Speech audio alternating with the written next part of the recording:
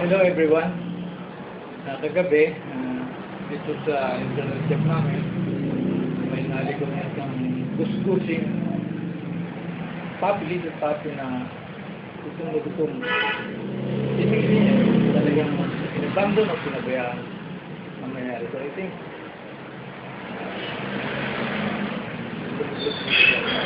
ako, pinagpala ko siya, kagabi pinakain ko siya. Muna nga, yung almusal ko, almusal din niya. Parang namin, yung palabok ata, saka eskaldo. So,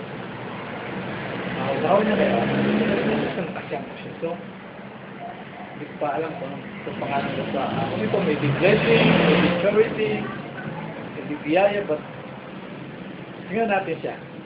Join me at show you kung andog na nawala at nakita. He was lost, but now was found. Ito siya, puntahan natin siya.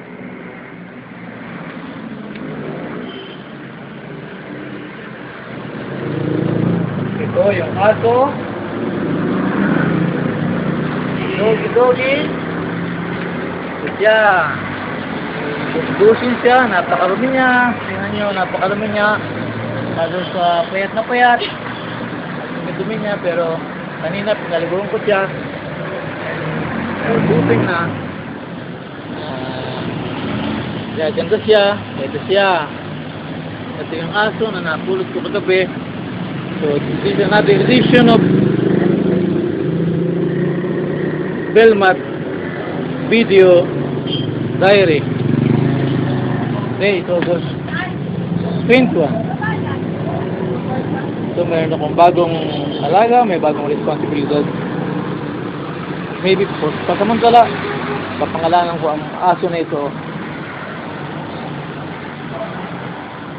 Kung babae siguro sa charity, kung lalaki si Blessing. Praise the Lord.